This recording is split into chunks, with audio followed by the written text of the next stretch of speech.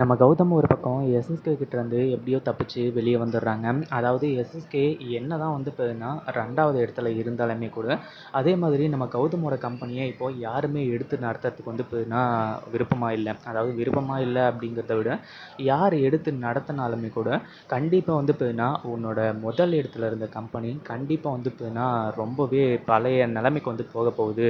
அதாவது யாராலையுமே வந்து பார்த்தீங்கன்னா உன் கம்பெனி அழியறத தடுக்கவே முடியாது.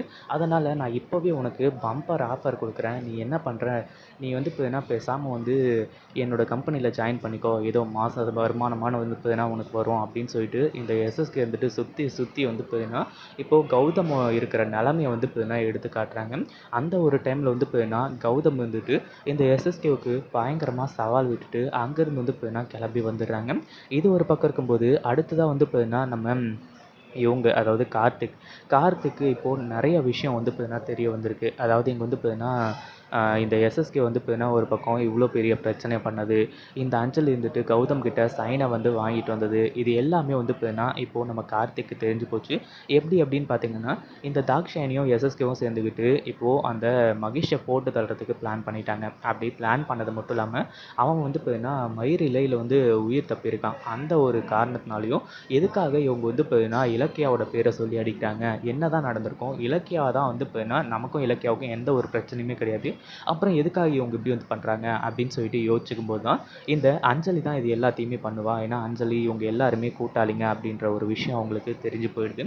இதை கேட்டதும் வந்து பார்த்தீங்கன்னா அதாவது இந்த விஷயத்தை யோசிச்ச உடனே இப்போது அந்த அஞ்சலிக்கு வந்து பார்த்தீங்கன்னா அவ்வளோ தைரியம் ஆயிடுச்சா, என்னையே போட்டு தள்ளுறதுக்கு பிளான் பண்ணி இவ்வளோ பெரிய விஷயத்த வந்து செஞ்சுருக்கா, இவளை நான் சும்மாவே விட மாட்டேன், நான் என்ன பண்ண போகிறேன்னு மட்டும் பாரு அப்படின்னு சொல்லிட்டு பயங்கர கோவத்தோடு வந்து பார்த்தீங்கன்னா இருந்துகிட்ருக்காங்க.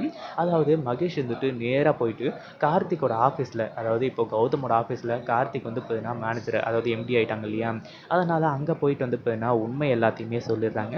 உண்மை எல்லாத்தையுமே சொன்ன உடனே நம்ம கார்த்திக் வந்துட்டு வேகமாக கிளம்பி நேராக வீட்டுக்கு வந்து அஞ்சலி எங்கடான்னு பார்த்தா அஞ்சலி ஆளை காணோம். ஃபோன் பண்ணி அஞ்சலியை வேகமாக வீட்டுக்கு வர சொல்கிறாங்க. நான் உங்ககிட்ட பேசி ஆகணும், நீ என்ன பண்ணுவியோ ஏது பண்ணுவியோ நீ உடனடியாக வந்து பார்த்தீங்கன்னா என்கிட்ட வந்தாகணும், வீட்டுக்கு வந்தாகணும் அப்படின்னு சொல்லிட்டு கார்த்திக் வந்து சொல்ல ஆரம்பிச்சுறாங்க. அடுத்ததாக வந்து பார்த்தீங்கன்னா இந்த அஞ்சலி வந்துட்டு ஏதோ நல்ல விஷயம் போல் அப்படின்னு சொல்லிட்டு ரொம்பவே சந்தோஷமாக ஓடி வந்தால் தான் தெரியுது நம்ம கார்த்திக் படு கானில் வந்து பார்த்தீங்கன்னா இருந்துகிட்ருக்காரு அப்படின்னு சொல்லிட்டு வெங்கட்ராமன் கிட்ட வந்து பார்த்தீங்கன்னா தெளிவாக சொல்லிட்டாங்க.